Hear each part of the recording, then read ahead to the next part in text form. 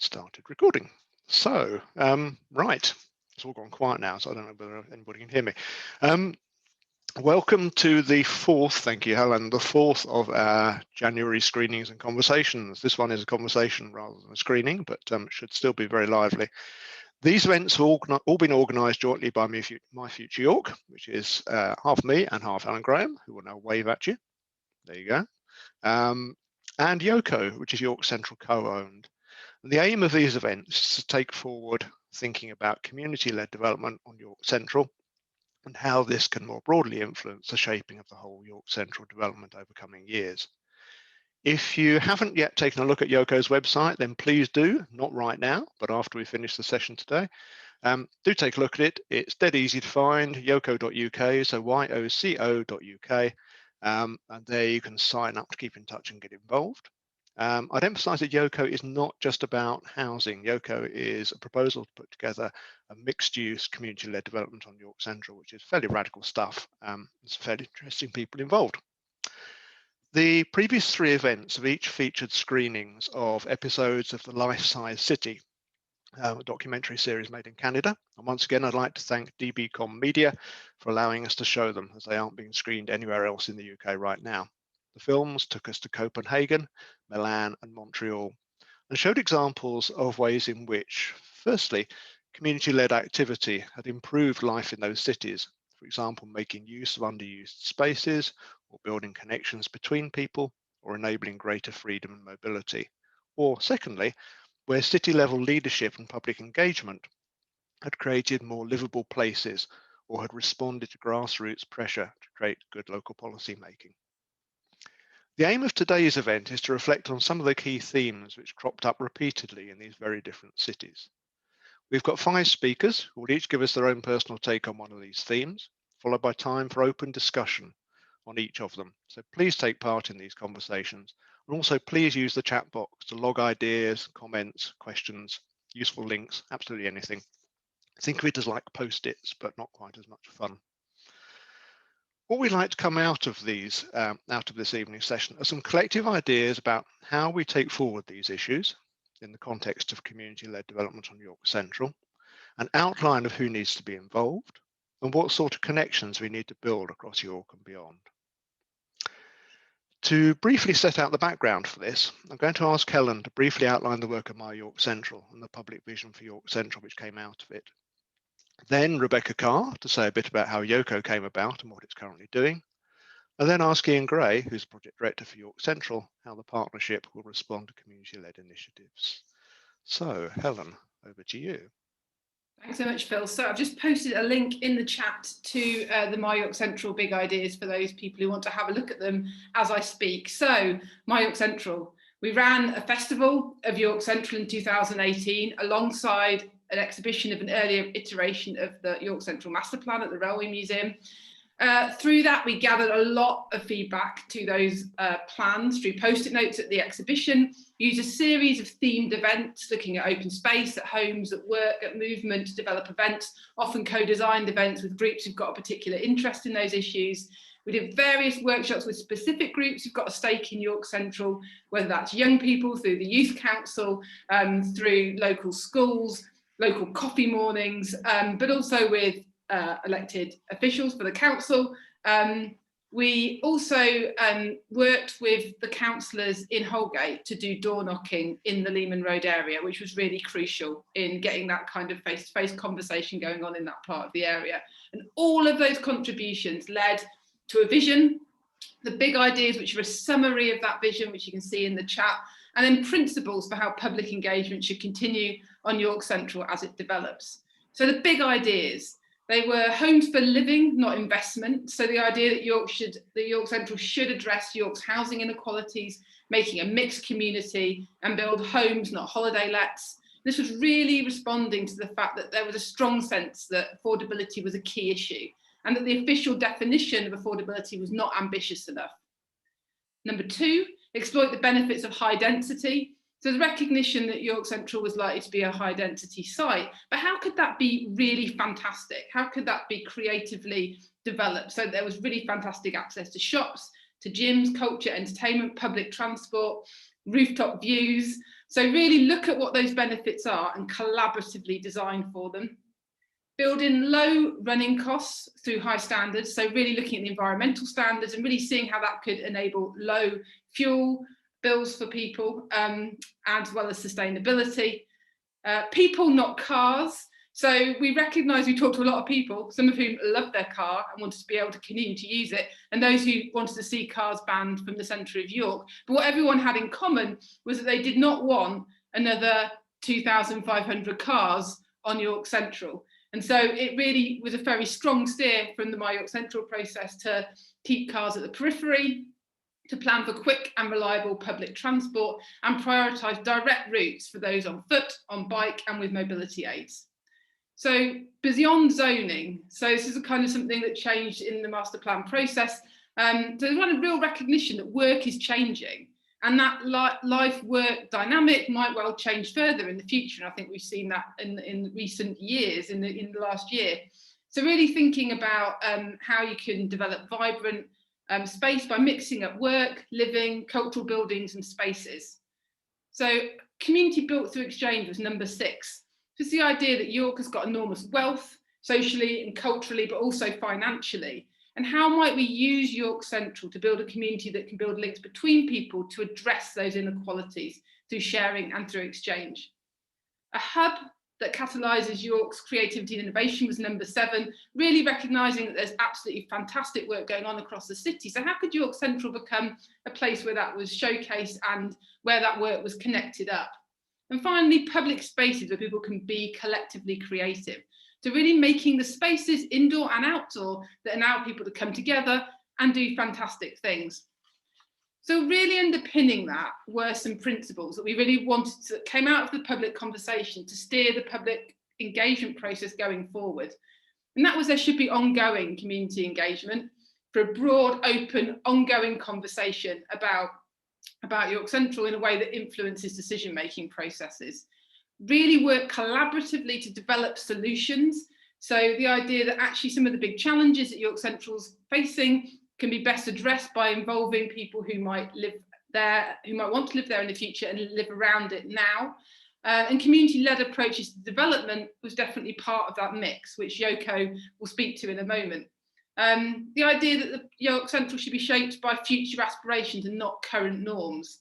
So that it should be bold, it should be innovative, and really responding to the challenges that York's going to face in the future, not least looking at 2030 carbon zero targets that we now have as a city council. Using York Central as a lever for citywide change. So really recognising that York Central can be a catalyst for really thinking about the future of the wider city, and the wider city's needs and hopes can also be channeled into York Central. And finally, a social contract for York Central. So this is an idea that really what needs to be built in York Central is a really strong relationship and benefit for the communities that live around York Central and the community to come within the city. So those were the big ideas, those were the principles, and we really think this public vision still has got a lot to offer the conversation about York Central and should be used as the basis for the conversation we're having tonight and the wider conversation as well. Great stuff. Many thanks, Helen.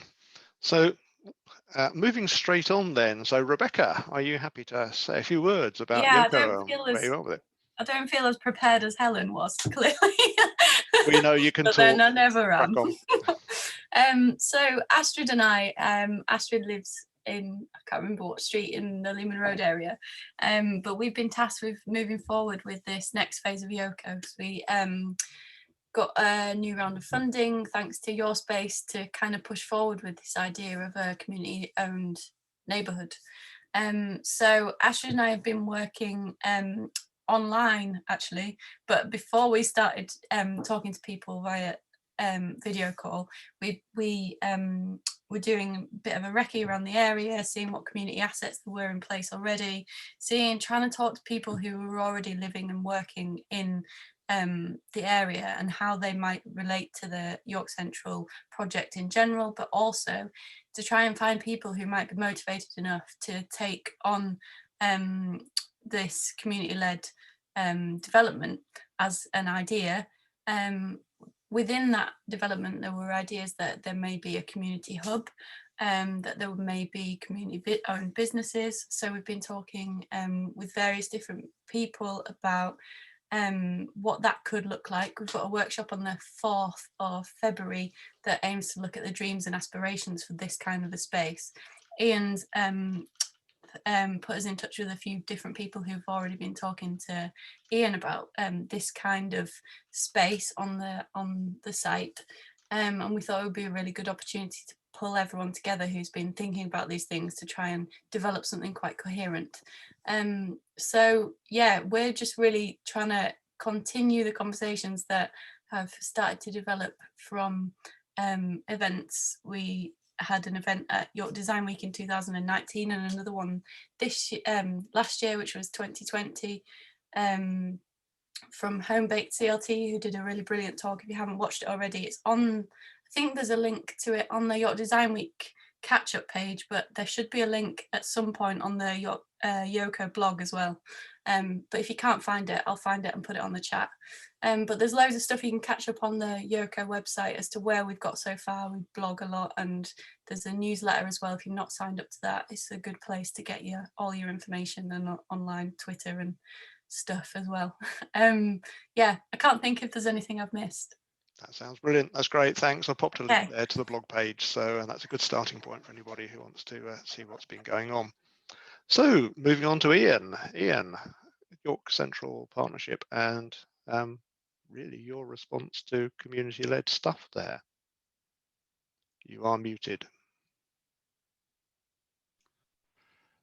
Brilliant. Thanks, Phil. I think from my perspective, I mean, probably introduce myself. Yeah, so I'm Ian Gray. I'm project director for York Central. I work for Homes England and Network Rail, and obviously have a remit across the wider partnership as well. So from my perspective, everything that Helen has said and Rebecca said, absolutely, really keen on. Don't disagree with any of it whatsoever. From my perspective, this York Central is an incredible, amazing opportunity to develop, 40 odd hectares of redundant brownfield land to the main area of it within a historic city centre is an absolutely astonishing opportunity. I think partly as well, having public agencies, rather, as I have worked in the past with more ruthless property developers, the opportunity to ensure that actually this is a quality development, it is genuinely a sustainable community rather than something that's just talked about. And we've got to be doing this for not to just gain wealth for public sector agencies, but to actually create something that is a long-term place, is an extension to the city centre, is a new quarter, is genuinely a sustainable community, not something that just people talk about.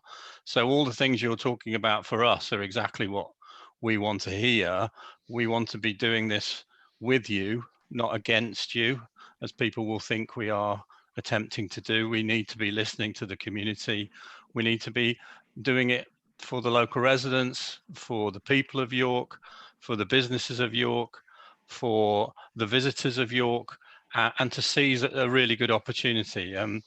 So I bore a lot of people, sadly, but I love model villages, and I always have done. So the New Earswicks of this world, or Bourneville, or Port Sunlight, the fact that the Victorians made phenomenal communities that actually talked about all the things that Helen was talking about equalities, good places to live, work, the Mars Bar principles of work, rest and play. And sure, people will say it was philanthropy. Well, no, it wasn't. It was actually partly to do with making sure your workers were healthy and very productive. But you look at those communities now, and if you go to Birmingham, to Bourneville, made by the Cadbury family, still one of the most popular places to live. And is in some respects is still as accessible to as many people as possible. So for me, having community-led development, not only is it in our planning consent, but actually, as I've been talking to a number of you before, how do you do that? How do you make sure that there is a mix of tenures? So this doesn't, as Helen said, this doesn't just become an investable proposition for wealthy people to have second homes it actually is doing something for the people that need housing in York. How do you do that? Well, having two public agencies, and one of those being the government's housing agency, we should be pushing those boundaries very hard to make sure that any investment by the public sector into the scheme is coming to all, not just to a minimal wealthy elite if you're not careful. So a real great, incredible opportunity. And I think one of the things we need to be thinking about is what in 15 years' time would be the norm.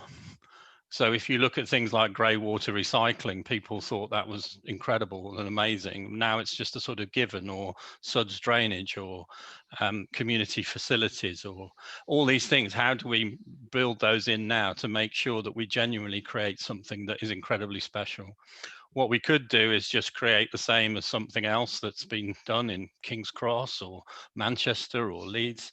But actually what's really important, I think, for all of us here is to do something that is for York, that the benefit of York, not a pastiche or a copy or something from somewhere else, and be happy with some sort of normal development. So from my perspective, all the things that you've been doing and working on and thinking about are exactly the same as what I believe and what I want to see in the development. Often, if you put yourself forward as a project director and you say these things, people don't believe you, and they think I've got some ulterior motive, or I'm trying to do this, or I'm trying to do that. I'm genuinely very open and honest about all of this. I think you cannot allow people to create something there that isn't a genuine sustainable community. So we have to look at all the issues. We have to look at the transport agenda. We have to look at the building materials agenda. I think currently we're quite light in terms of looking at the sustainability. So energy generation, what are we doing about passive materials, circular economy, all of these things. So what I would say, and what I'd encourage these conversations, is this for us, and for me especially, is only the start. What we're trying to do is create somewhere on site really early on the beginning, that we can have some community space, that we can have pop-up space, that people can come talk about ideas, use the space, use it for community facilities, and that's part of an ongoing conversation. So I'm really encouraged by what you're doing, and the things that Phil, Helen, Rebecca, Imelda, everybody we've had talks about, and even wider parts of the community conversations. I genuinely feel very excited about it, that we can get this right. But there's also the other side of that, which is the responsibility that comes on me, but also on other people on this call, and you, is we could clearly get this very wrong and miss the opportunity, and we don't want to do that. So as great people used to say to me, Ian, you have 2 ears and 1 mouth, use them in proportion. So I think, we have to listen, and we have to create a way that we can understand and test things and not just accept normal. The design guide in everything that we've got, I think, is a baseline. It's a nice baseline, but it needs working from there. So community-led development, brilliant for me. But what is the community? Who are the community? Who should be leading development? Because if you're not careful, you create an exclusive band of people as well. So that exclusive band of people, or whoever, they have to represent a lot of people, and they have to be understanding what does that mean. So really encouraged by what you're doing, and happy to be here, listen, answer any questions, and just, I really would want to just assure you that we're not coming in as developers just to exploit and disappear. This is something where long-term stewardship of this is critical. One, for a department that is, the housing agency, but for a Network Rail, for me, have to demonstrate, as they're doing in other parts of the country, they have to demonstrate in York that using their land wisely to create these proper communities, and not just selling it off for anybody to exploit it. So probably enough from me, but thank you for being here, and thank you for the encouragement that I hear from you. Excellent. Thank you, Ian. That's absolutely splendid. Thank you for that. Okay, so let's shift on into the kind of main part of our session, where we have 5 speakers, and giving them a kind of 3 to 5 minute slot, and then we'll have a time for some discussion afterwards. So First of those, which follows nicely on from the kind of large scale stuff that Ian's talking about there, we have Charlie Jeffrey, Vice Chancellor of the University of York, in our midst now, hot from another meeting earlier on. So Charlie, welcome. The question which I put to Charlie was, how do major players within a city work to enable and partner with community-led action? So Charlie, take it away. Thanks very much, Phil, and thanks for having me along. As some of you may know, I was recently asked to join the York Central Steering Board, and I have some ideas of what the University of York and other potential contributors could bring. But I'm very keen to learn more and to hear more. In particular about My York Central. Phil has inducted me into the various things on the website, and I couldn't quite participate in the film screenings, but I'm really interested to know more about that sense of placemaking based in community action. My initial reflections are that York Central should be, and I think is, going to be an asset not just for the landowners, I think Ian was making that point, but also for the city as a whole. I think it's an opportunity, a once in a lifetime opportunity really, given the scale of that site, to bring about lasting and beneficial change. My focus is on the economy, and more specifically on the opportunity that York Central brings for people, to people in the city, to shape and participate in the economic future of the city. That was something I thought York Central should be before January last year, and as some of you will know, in a couple of days we have the first anniversary of the first COVID case, which was here in York.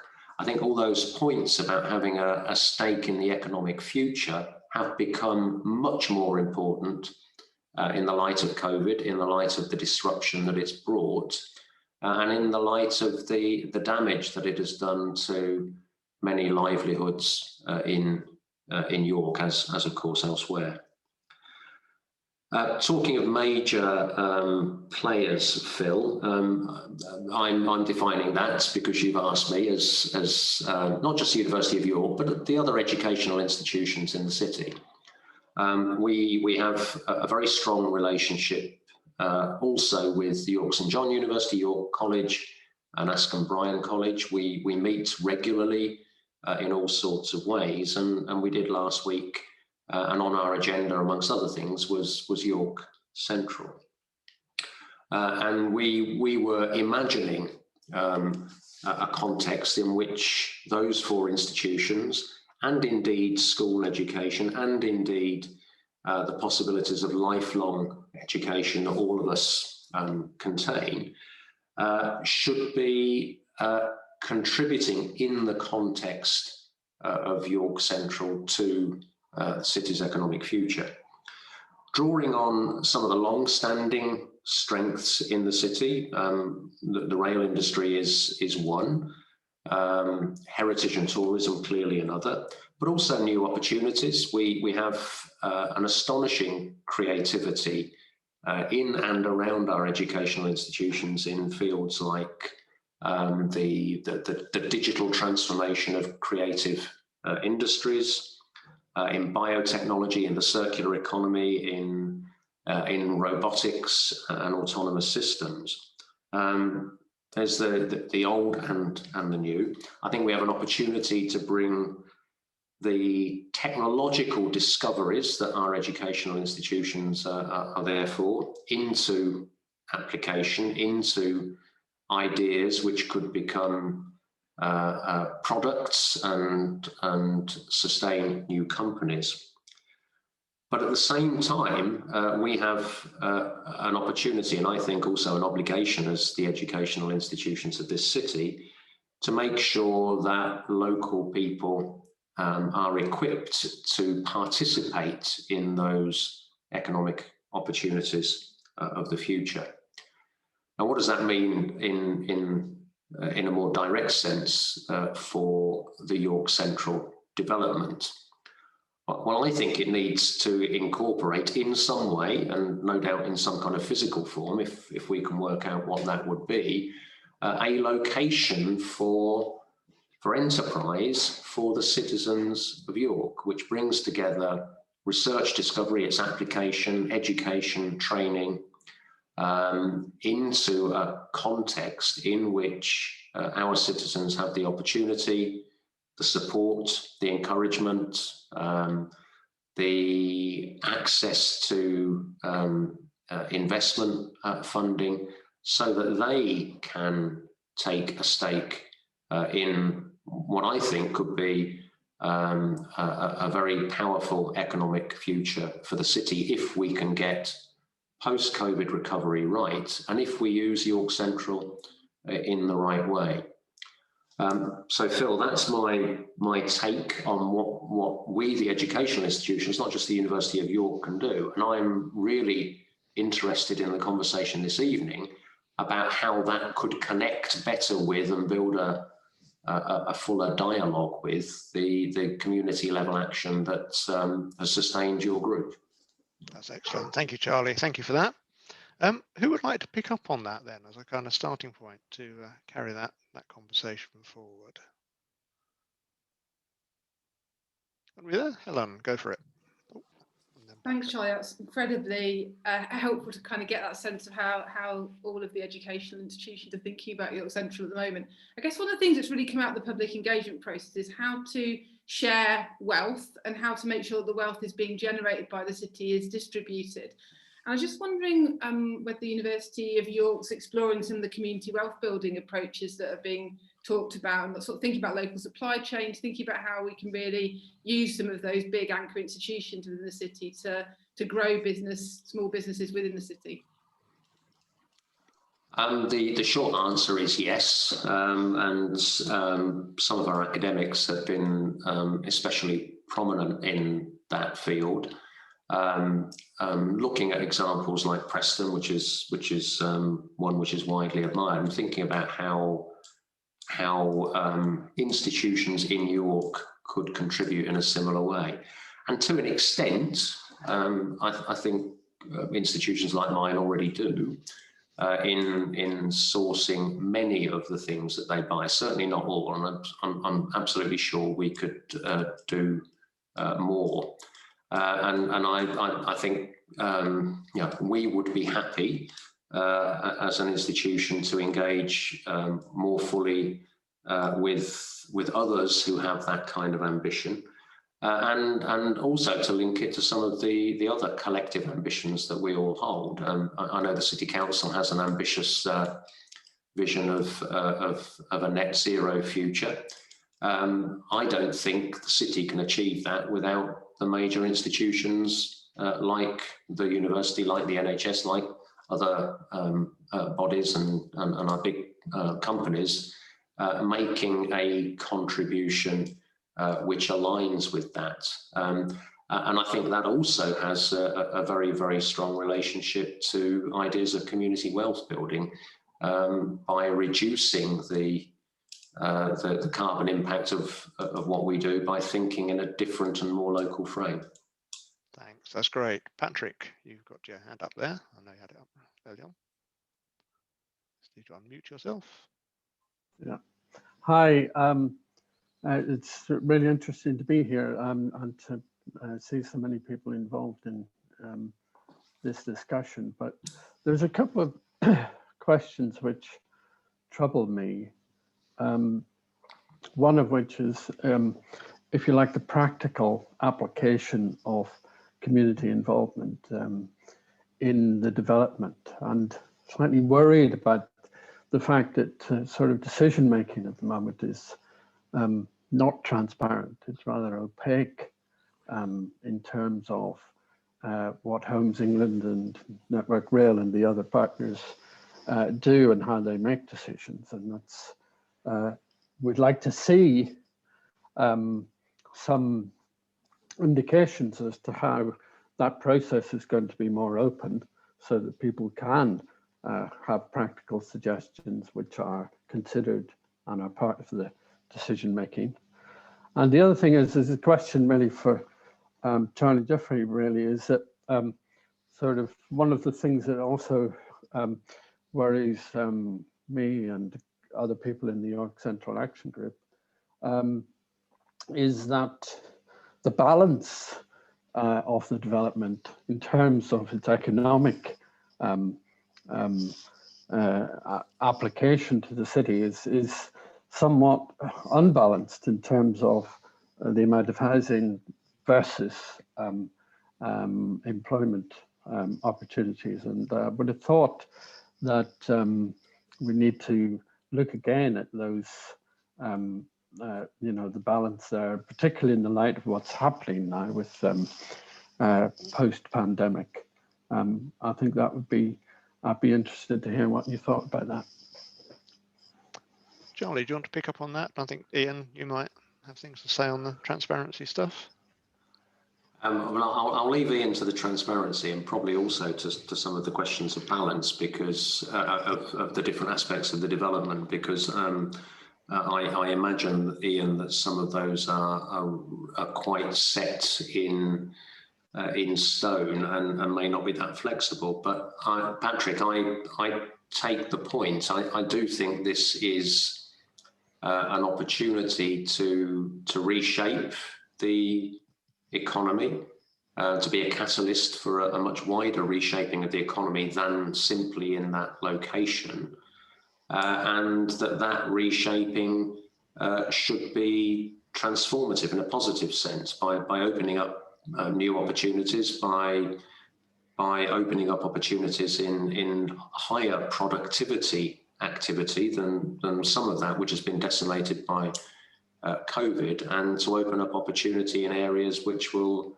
hasten our transition into a low carbon economy. I am very, very much committed to exploring how that development in that location, but also as a catalyst much more widely across the city, can help to achieve those ambitions. Ian, do you want to pick up then on that? Yeah, I think clearly the transparency stuff is a balance for us, in that, as I said before, what we want to be doing is having a place on site, a project office where people can come in, share their ideas.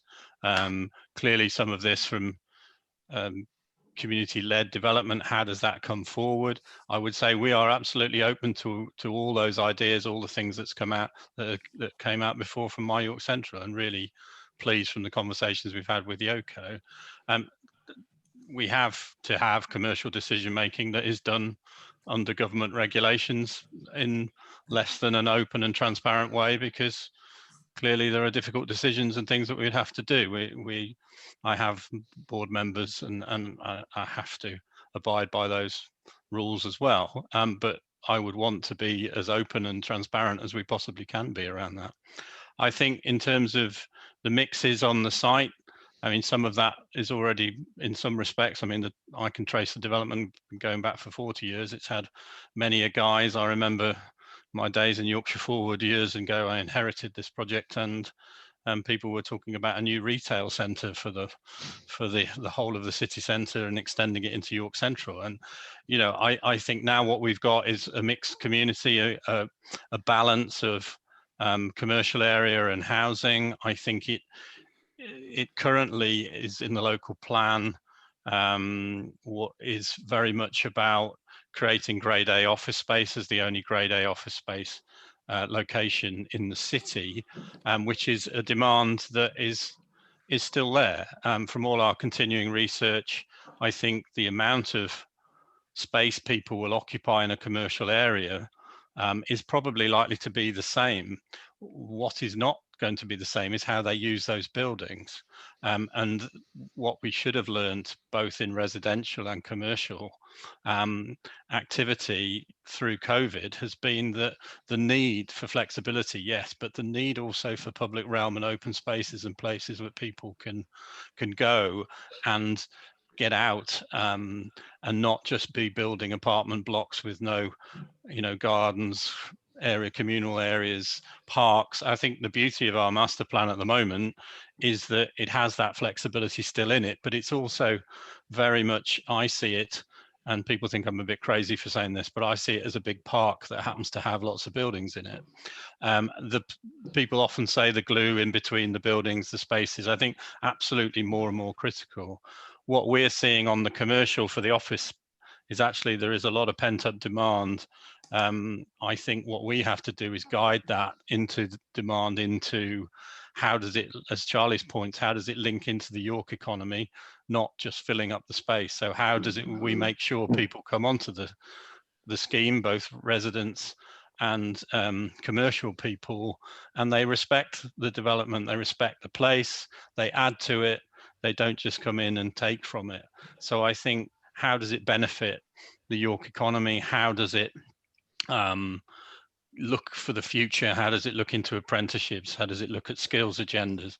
The beauty of York, as you all know, is there's an amazing amount of skilled people about. There's an amazing amount of creative people. How does that benefit by what we do in any of the developments? So I think the mix is there.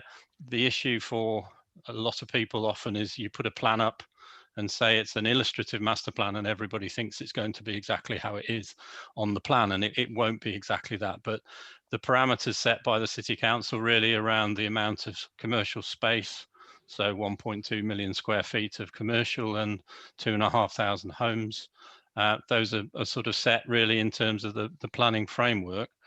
How we work within those and how do we make sure we are flexible enough to react to emerging trends of employment, office provision.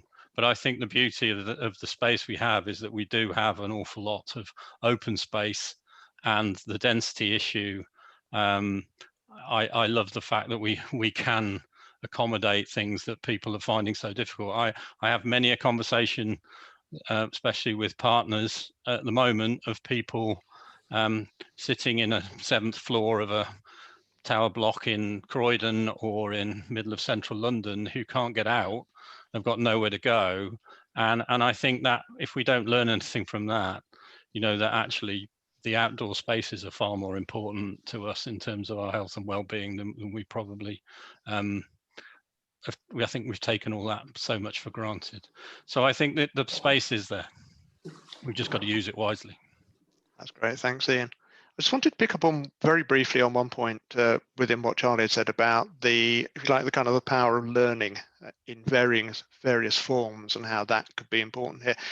Jan Gray, we've had kind of email conversations in the past about how learning could happen on York Central and could incorporate everything from the universities through to local primary schools and stuff like that. Is there anything that you'd want to add to that? She's looking thoughtful, but she's not. Here we go. Is it me? You want to ask me? Well, I worked at St Paul's Primary School. It's a beautiful building, but was made in 1874, and it's crumbling.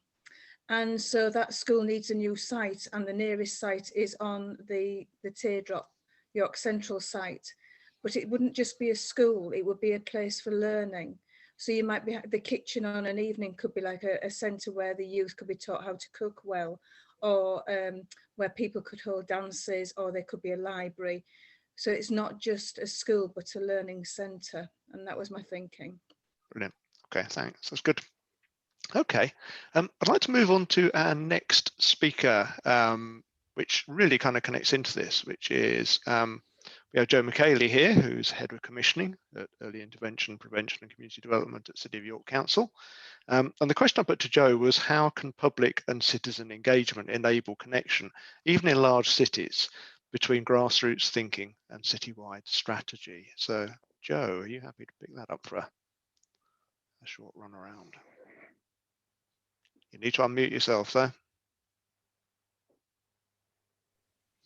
Everybody hear me now? Gotcha. Yeah. Okay. Evening, everyone.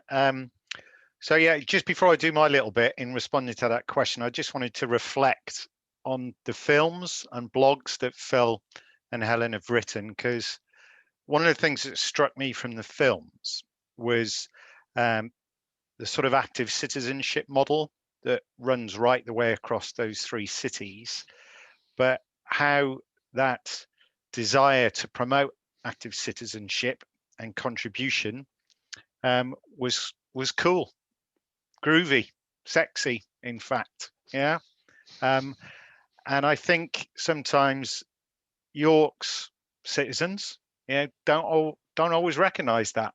Yeah, what we have going for ourselves in York is some amazing assets. It's people, it's anchor organisations, it's amazing voluntary and community sector, it's educational institutions. We have a lot going for ourselves, but we sometimes don't talk it up. Yeah. The opportunity of sort of York Central for me is a really brilliant one, building on what speakers have said so far, because it encourages us to be bold, I would say.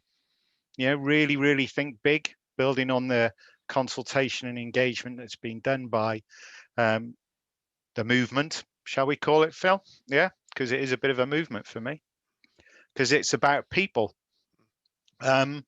People need people. People need connections. People need relationships to grow. And we have a fantastic opportunity for a new space to really promote that, for us in the city in York Central. Whether people all know it or not, from a council perspective, we have quite an active policy framework to promote citizenship, engagement, relationship between city leaders and the people that it's meant to serve, its citizens. We're a city of service. So we are a part of a global movement of 270 cities that is fundamentally about connecting city leaders with its citizens to work more effectively together and to share power. Yeah. For the last 2 years, the council has been working with Nesta, the thought, leadership and innovation charity, think tank, shall we say, around new models for local government that are all about sharing power more openly with people. It's called the People Power Shift. And that reflects that, the key new organising principles for local government, for councils, should be about humility, compassion, connection, relationships, and how that should become our core business, and how councils should be enablers and facilitators of that. We've bought into this as a council, and we have some really brilliant things on the ground. And I'm going to talk a little bit about local area coordination, because I can see we have 2 of our marvelous local area coordination team on the call. Marie, that covers Acomb and Holgate, and Penny, that covers Westfield. If you don't know about local area coordination, find out. It's the best thing I've been involved in my 30-year career of community development, and it is about supporting people as valued citizens to contribute. If you bear in mind, a lot of the communities around the Teardrop site do suffer from pretty chronic health inequalities and some significant levels of poverty. Yeah. What we've done through the local area coordination model is to connect often with the most vulnerable, but see those people as valuable, not vulnerable. Yeah, I think Ian was talking about, he didn't say it, but not the usual suspects around a consultation and engagement process.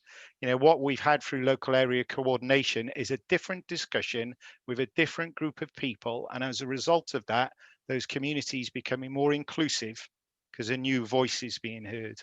And I think we need to bring that movement into the Teardrop site and encourage it as a real unique space for that sharing economy, as Helen was saying, but a different type of approach that is founded on people, connection and relationships. So the framework is there from a council perspective. Often people don't know about it.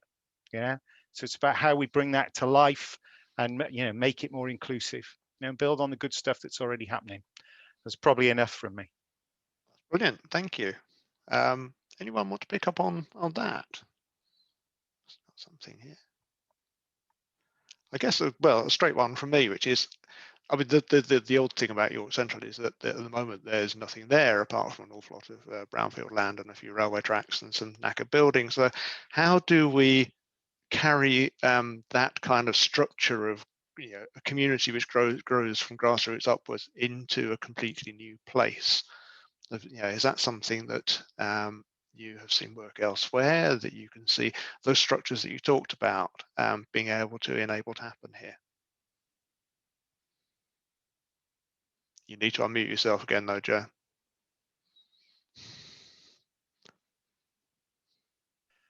That's a really good question. I'm all about doing practical stuff. Yeah. So and again, one of the comments that struck me from one of the films, I think it was Copenhagen, was about inviting people into the space.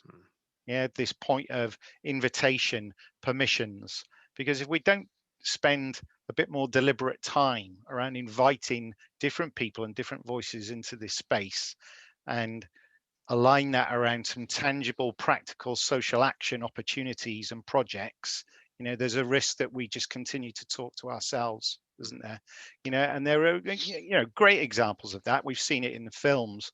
You know, I mentioned one where there was a similar development in Hamm in West Germany, where it was probably a size of a development, not probably a bit smaller than York Central, but they actually hosted a youth camp for a whole weekend on the development to engage young people alongside the designers, alongside, you know, the community thinkers, alongside the youth workers, but brought people into the space and invited them quite deliberately into the conversation. So again, I think we have to reflect on our own value base around it is everybody's right to contribute and be included, but we have to invite them in and do it around some tangible stuff where people can learn and work together on initiatives. I think Julia's about to talk to us about some tangible stuff. So crack on, Julia. You need to unmute yourself.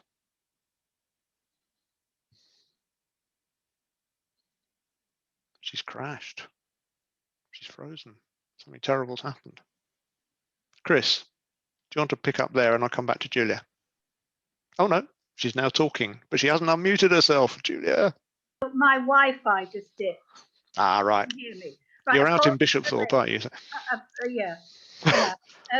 Apologies for lateness. Can I just say, I've just come, actually it's quite interesting because Charlie's been in Holocaust Memorial Day in, first of all, started off in Auschwitz, live today. And I'd like to say one thing from what she was involved. So she came from that.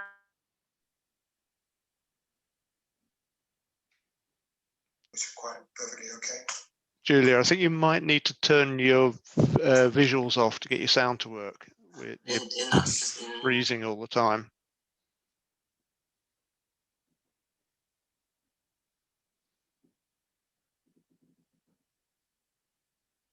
Can anybody else hear anything? No, okay. Julia, do you want to pop back out and come back in? Meantime, Chris, do you want to pick up on? Yes, thanks, John. Yeah, thanks.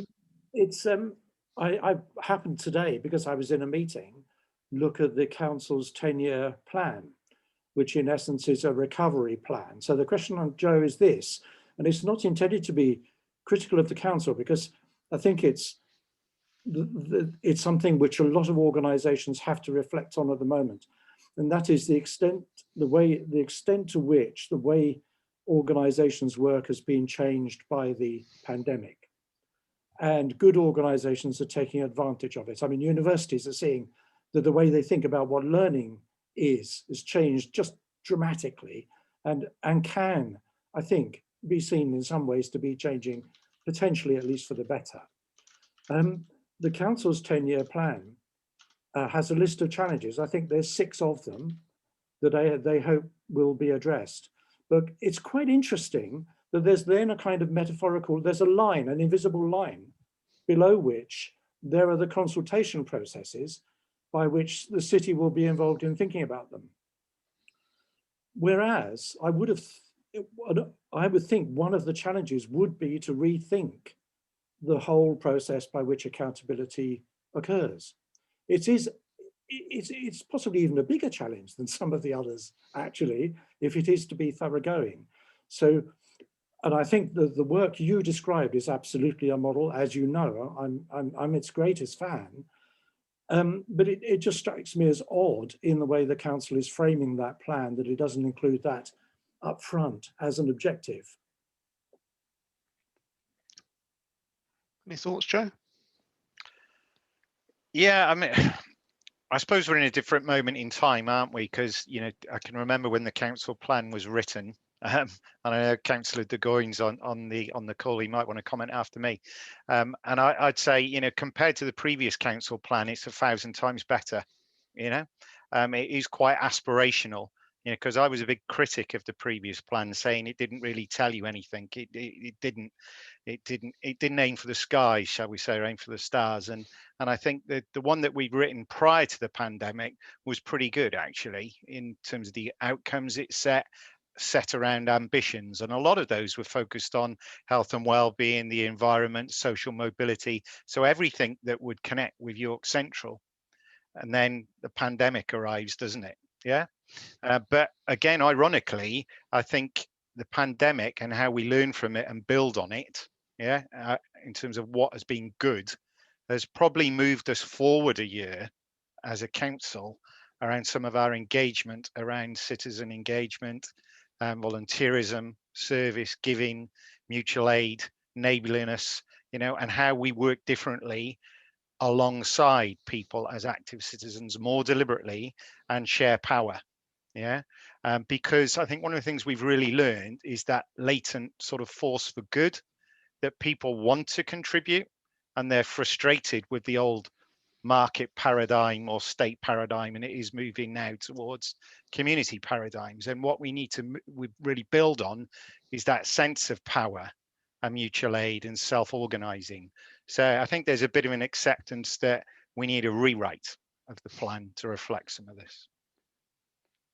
Andy de Goyne, do you want to follow on that, or are you happy Well, with that? certainly I would agree with, obviously I would agree that the plan we had, which was adopted immediately prior to the pandemic, was intended to be much more aspirational and longer term.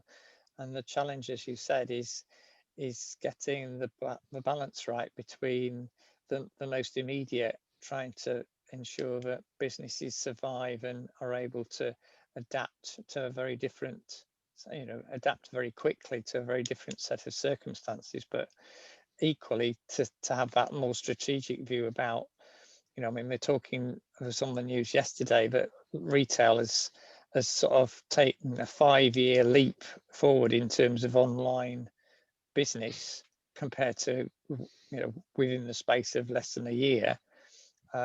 So that sort of transformation, which a lot of businesses might have expecting to take a lot longer, has happened really quickly. And it's then how do they adapt to that? And like from the point of view of the city centre, how do we, I noticed that Andrew Morrison's on here as well, you know, how do we find new uses for our history and our heritage that will maintain that economic vitality, but also complement this completely new development, which is more of a blank sheet, that we have that opportunity to create things without all the constraints that we've got in the city centre around the historic buildings and snickelways and so on. Great, thanks, Andy. Thanks. Julia, you're typing furiously there, so I'm assuming that a large amount of text will turn up from you in the chat box at some point.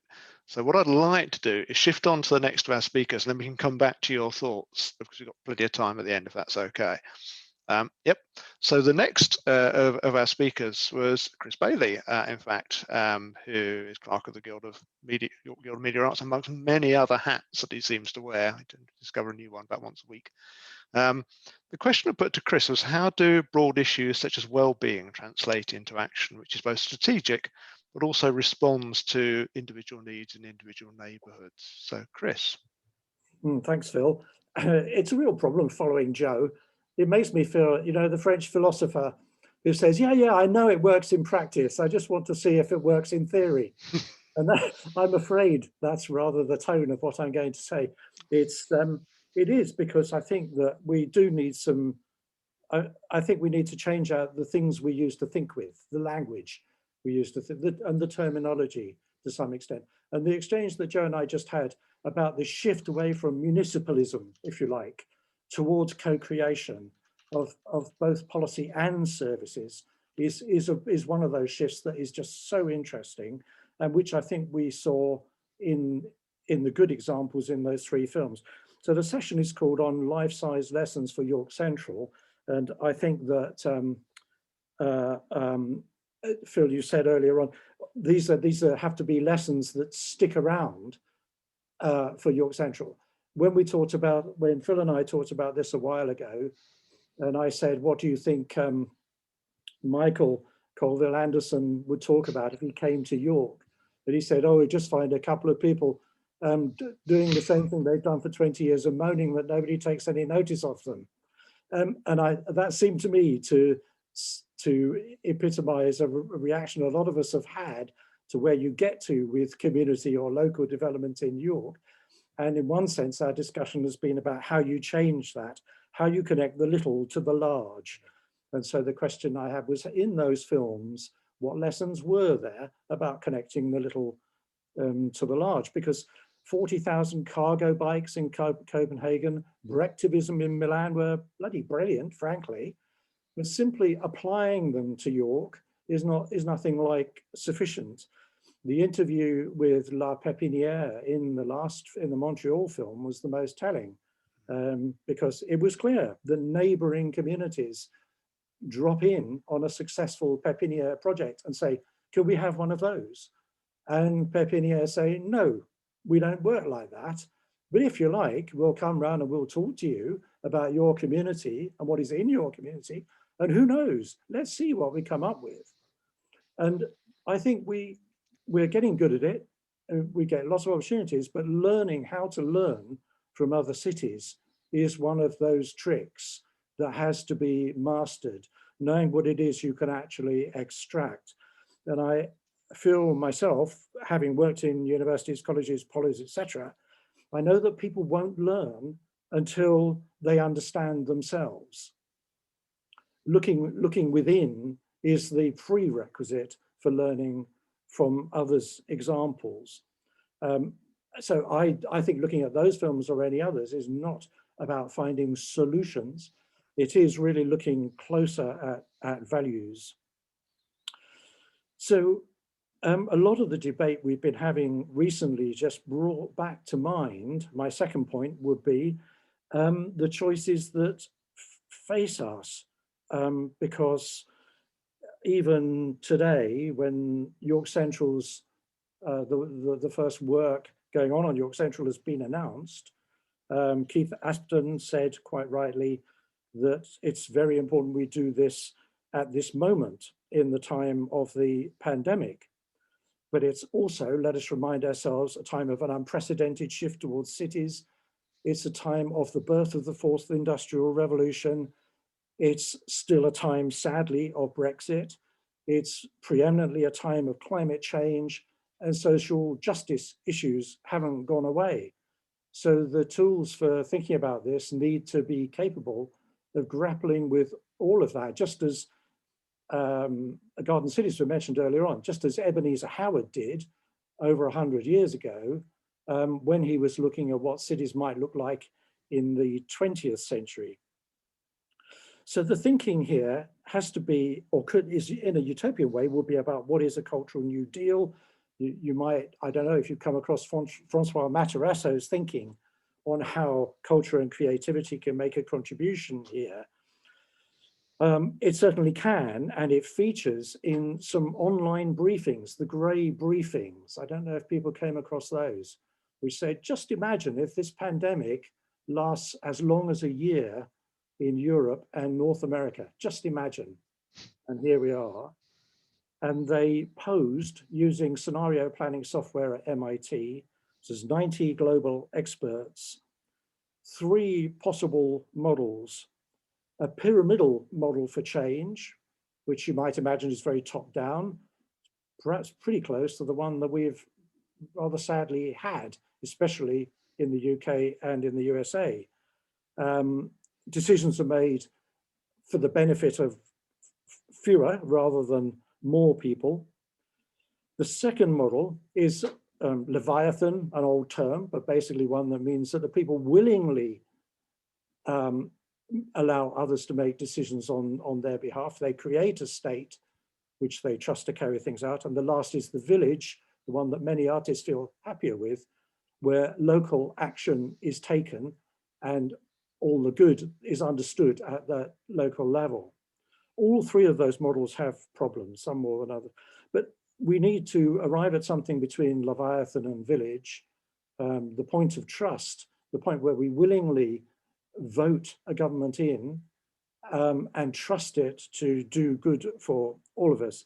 And that's why I really asked that question about municipalism and the drift and the move away from it, the thinking move away from it, because we are thinking about how to do democracy afresh.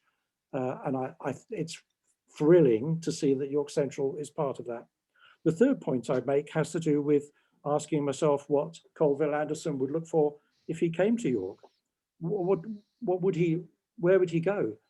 I'm pretty sure that he allows his agenda to be implicit rather than explicit throughout that film. Yes, he certainly looks for activists and he looks for people, but you can see he has had intelligent, probing conversations with city leaders, city planners, and of course he's picked incredibly articulate, positive people. But you can bet your bottom dollar that they've all felt pretty fed up, and why isn't anybody taking any notice of us? The underlying message that he's sending, though, is one that in all these places, people have swapped around the idea that we live to work to the idea that we work to live.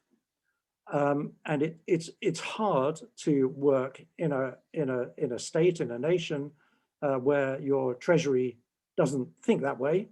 It's quite a positive sign that the UK Treasury is showing signs of being interested in valuing things as if we work to live rather than the other way around. But then that begs the question, or the question is asked, what is in that word live? And the answer is, it's relationships with one another, as Joe said. It's about our relationship with our environment, and it is about our environment with culture. So in the international documents about human rights would all frame it rather similarly. So the idea of cultural well-being, which we mentioned in a local plan document, becomes something we can discuss and we can practically plan for. So the conclusion to that, my conclusion to that last point is that in order to get to a middle point between Phil's dualism, which he set out at the beginning, is it about city level leadership, batting off critics probably, barging through until you get it? It could be good, but barging through till you get it. Or is it about giving in to local pressure? It ought to be about a third thing, somewhere in between those. And my view is that if you have an organization which is an international organization, which values well-being and especially cultural well-being, and subscribes to 17 sustainable development goals, then you have a good common ground for individuals and cities to have that discussion. But on top of that, I would say about the UNESCO Creative Cities Network, there's 246 cities. In almost all of those, you will find people interested in being a smart city, in being a city of active citizens, of volunteers, and of using their creative sectors better. So I think there's possibilities here, provided we remember to keep our institutions porous and to encourage those conversations. Thank you, Chris. Thanks. Anybody want to pick straight up on anything there? I guess I've got one immediate response, which is to that duality that you mentioned between kind of, good leadership and grassroots stuff. One of the things that Helen and I talk about a lot when we're out doing the stuff that we do is about how proper public engagement, proper active citizenship should make politicians' lives much, much easier. And that one of the things that seemed to come out, certainly from the three films we saw, was the notion that where there was active citizenship and where the councils were listening properly to it, there seemed to be good stuff going on, and that mayors, local politicians seemed emboldened to do kind of more progressive stuff because they felt that there was support out there for it. And I think that's certainly something that we try and do in the work that we do. I suppose the question I have about York Central is how we do that on York Central, given that it's, again, going back to the comment to Joe, it's kind of, there's nothing there at the moment. How do we work with existing communities around it? But it'd be interesting to see how that can happen. Yeah, Anybody? I think it's really difficult, and it does need, it just needs some ideas to be tried out. We were talking the other day about the local area coordinators and how you could, I think it was Milton Keynes that kind of had shadow local area coordinators before people actually moved into Milton Keynes. And I think there's a lot of value in thinking that way about you don't only have community development for this particular community, you have a process which means that you're always responding to that changing community. There needs to be a mechanism that means that is always changing. It's always reflecting the inevitable changes in the makeup of those groups, the pressures on them and the good things that happen there. There's a nice comment in the chat box from Jan saying it'd be good to see people with a lived experience being on the decision panels. And I guess that's kind of leads to a kind of question: how do we get people involved in this kind of process of decision making at different scales within the development? And it kind of goes back to Patrick's earlier question and Ian's response about transparency and how you kind of create connections from the grassroots level in the communities through to policy making. Anybody else want to respond to Chris, or shall I? Charlie. Thank you. I've got a slightly unformed thought, and I hope it forms as I speak. You Phil had mentioned, nobody's there at the moment because it's an undeveloped site. So who is it that participates in terms of the public? And one of those answers is, well, the nearby areas. But my earlier comments were about York Central being an asset which goes in potential for the benefit of communities which are not near to it, because it can be a catalyst for change in all sorts of ways for the city as a whole, and indeed beyond the city boundaries.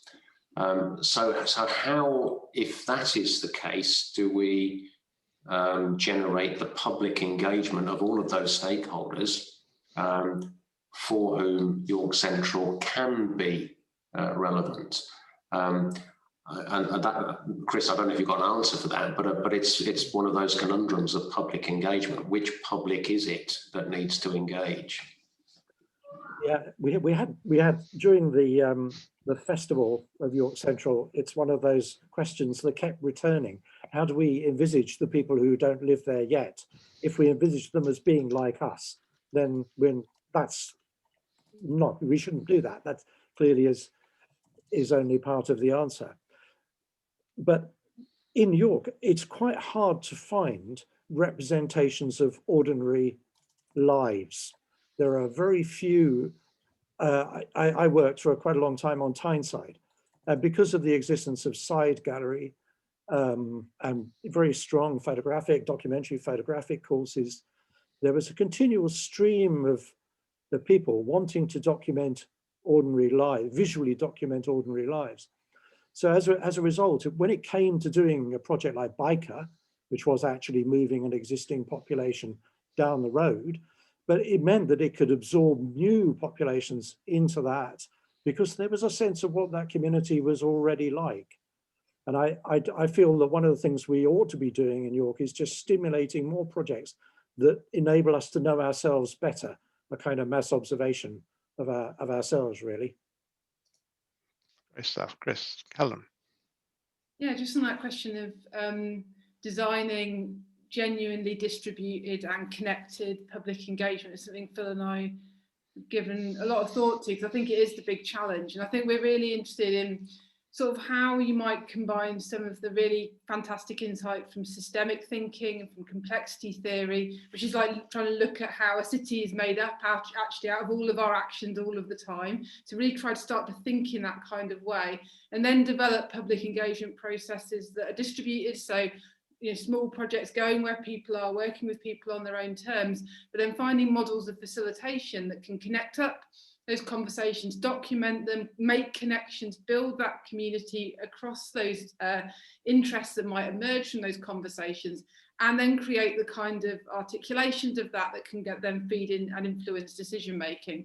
So I think there are definitely ways of doing it, and we've given a lot of thought about. So really interested in talking to anyone who's interested in that question, because it feels like it is the next question for seriously engaged public engagement that kind of connects community action all the way through to formalised decision making within institutions.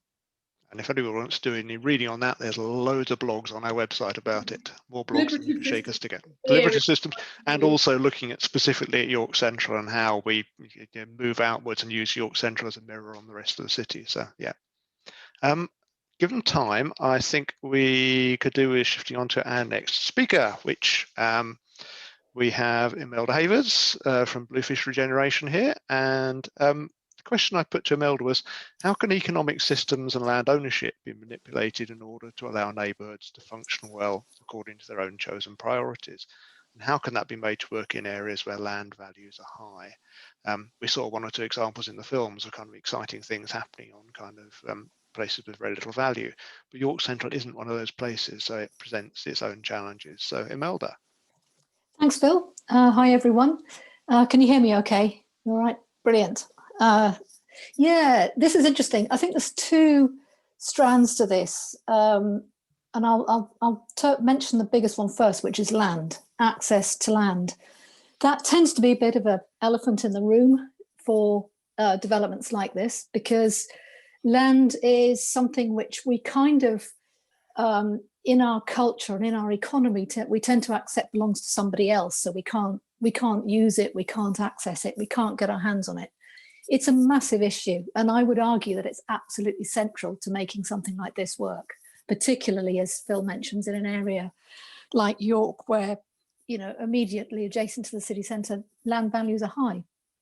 So access to that in a way that can lead to development that's sustainable and affordable for local people is an absolutely critical question that I don't think we can make step change on until we really work out. The other strand to this is economic modelling and economic structures. Again, I think that's a really important one, although in a sense that's easier because you can kind of nibble away at that maybe a bit more than you can with land. But I think the question with the economy, as I see it, is how to redistribute prosperity to other people, to ordinary people. Because I think what's happened over the last 2 or 3 decades has been, you know, the prosperity and wealth has been sucked up and inequality has grown. So how do we reset that balance? And I think in both of those areas, land and economy, I think we need to get away from monetarization, or I think someone in a previous session might have called it developmentitis or something, you know, something that we need to get away from, this idea that it's all about investment and return, financial return on investment, and much more about how can we live within the planet's resources? How can we make sure that, yes, any buildings and developments, whether they're open space or building space, how can they be moved forward in a way that's going to benefit everyone, and not just financially, it's in terms of quality of life. So I think it's a theme underpinning both of those is to escape the excessive monetarization that we seem to have fallen into over the last 20, 30 years. And I think in order to do that, we do need to be pretty brave, and we all need to work together. But we're not starting with a clean slate. So we have, there's some really interesting work going on elsewhere outside of England. There's a lot, the Scottish government is actually being quite radical in terms of land ownership. They're doing some, Scottish Land Commission, I think, is doing some really good work on that. But in England, two things I'd mention. One is a book that came out a year or two ago, which I can put these in the chat later, the details. One is, you might have come across this, it's a book called Who Owns England? And it's by somebody called Guy Shrubsole. And that looks at how land ownership works basically across England, specifically England, it's not Wales or Scotland, and what we can do about maybe changing that.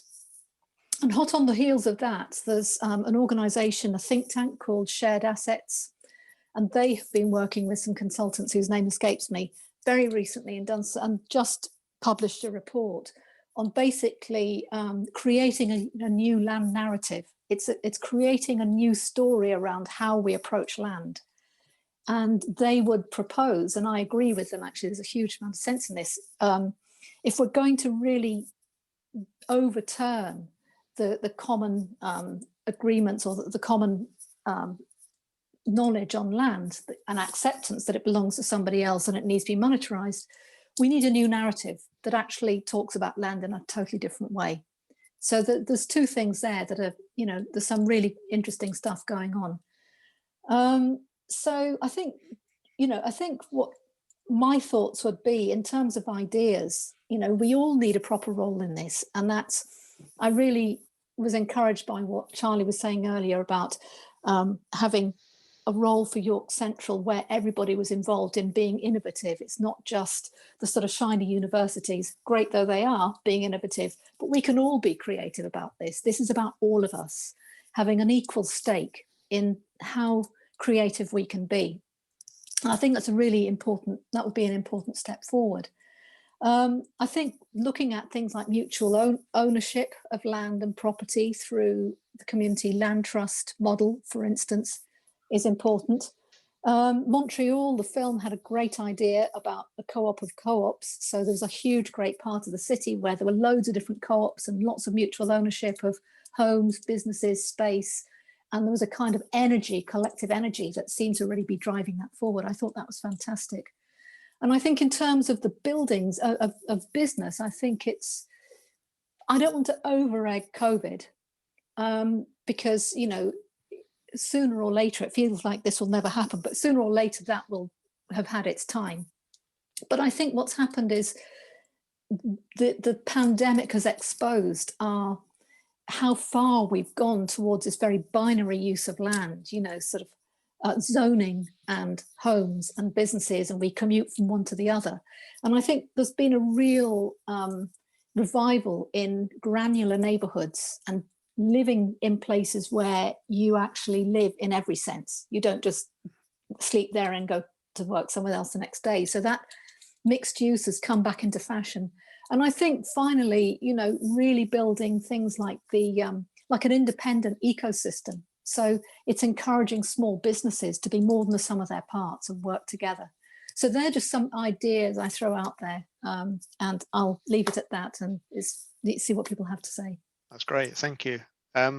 Personally, struck me there's an immediate direct line between something you said there about thinking holistically and thinking about moving away from monetarization to something that Ian had said earlier about York Central being, he thinks of York Central as being a park with happens to have buildings in it, and it's conversations certainly that Rebecca and I have had and others have had about how all the space there is important equally. It's not a case of you stick some valuable buildings which make lots of money out of one bit and you have other bits of it which just happen to have nothing on them, which don't seem to be doing anything.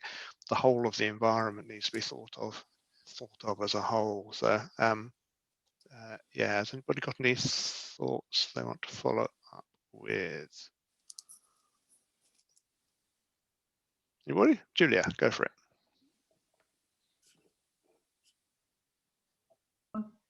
Okay, just to follow, I'm just thinking about still this new economic model. I still come back to these investors and the value of land, just following on from what Imelda says. And I just don't think we can get away from the fact that we can talk around this for years on end, or 30 years in the case of York Central. That land is just such huge value that unless we bring the investors on board that are going to buy that with something that is so exciting for them, that they're not going to get the financial, the present economic land value. Now, surely we could dream up something which is such an exciting experiment post-COVID, with between the whole sort of things that we've talked about that the city has and this sort of citywide, and call it an experiment. Why don't we be bold and call it something like an experiment, and find a way that the investors buy into that, so that their bottom line isn't just the money? I think that I agree. And I think there is a precedent for that, because if you look at a lot of city centres over the last 50 years, remember, in the 60s and 70s, all the absolute wisdom of all the planners was to sort of knock all the old buildings down and build shiny new blocks. The older areas that remained, with that granularity, if you like, with the corner shop, with the terraced homes or whatever, they're now the high value places. The places that were inadvertently left, or maybe people who local objectors stopped them being knocked down, they're the places that are retaining their value. They're now the investment. What the guys back in the 60s and 70s were actually building for tomorrow's slums, the slums of today. So I think canny investors would actually get that. But I think it's beholden on us in York to demonstrate how that could work in practical terms. So I think you're absolutely right, Julia, but I think that we're not starting with a completely blank canvas here. There is precedent for that. So if we present it and in the right way, I think investors would come on board potentially. Thank you. Chris. Yeah, thanks, Phil.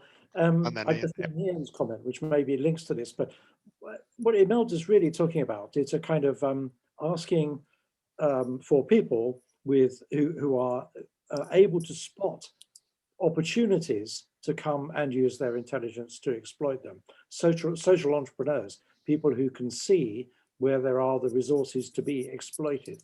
And although I'm looking at several social entrepreneurs on my screen at the moment, it's also the case that I know some who've left York because of lack of, response or opportunity. And I also know that cities twice our size or 3 times our size have more than 2 or 3 times as many social entrepreneurs. So it made me wonder how we're going to fill that gap, whether it may well be something that the University of York is already on with, sees it as part of the accelerator process. But I'm interested in people who are kind of formally trained in that kind of thing. But I'm also really fascinated by the process, which means such people emerge through life experience, because both those things happen. Thank you. Ian, did you want to?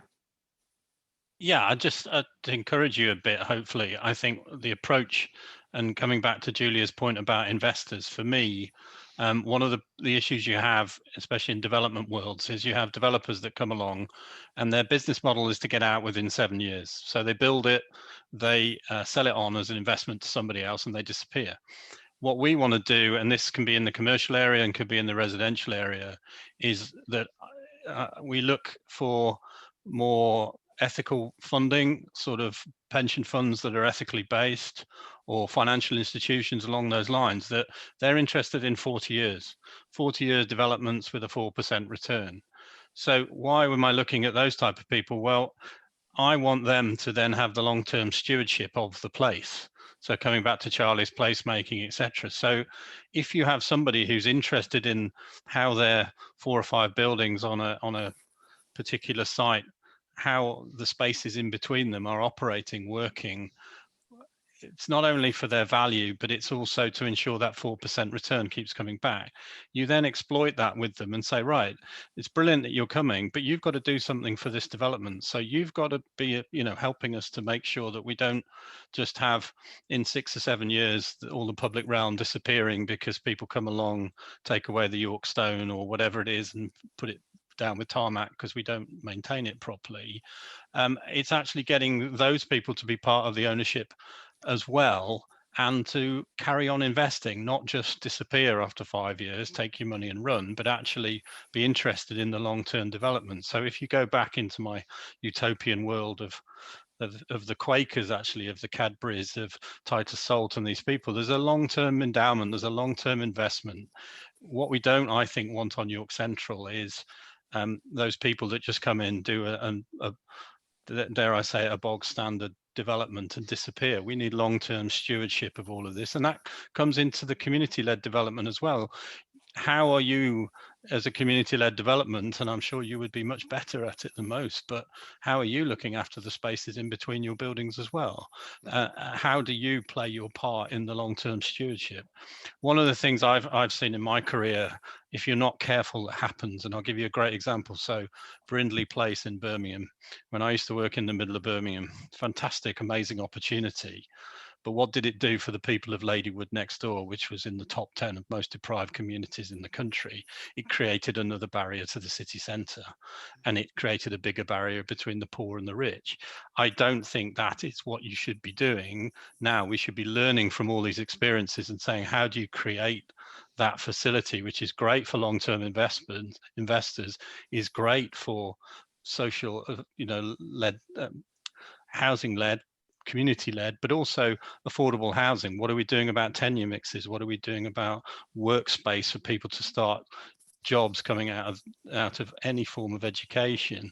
All of those things, we've got to balance all of those together. That's the opportunity that York Central is, and we need to make sure we don't create exclusive environments for particular groups, but look and test all of this. And I share a lot of, and echoes a lot of what I'm thinking around how do you use it as a test bed for things. So going back to the grey water recycling, what is going to be a given in 15 years time, whether that's in sustainability, in workspace, in housing, in commercial developments? How do you think of what that is now and build it in?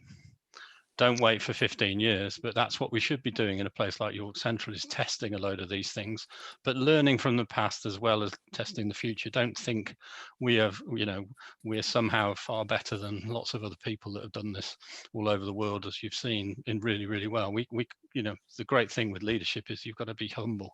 You've got to have humility. If you don't have humility, you're wasting a large amount of energy. So I think, how do we create that sort of ethical environment as well in anything that we do, that we're not allowing people really just to come and exploit on the short-term gain, is how I see the investment model. Great, thank you, Ian. I think probably the next speaker follows on quite nicely from that, really, which is Andrew Morrison, Chief Executive Officer at York Civic Trust, who I put the question to, which was, how can cities engage with children and young people as equal citizens and allow them to fully inhabit and engage with their city and to shape its future? So Andrew, over to you, and I know you want to screen share. Yes, please, if I can. Yep, let me work out how I let you do that.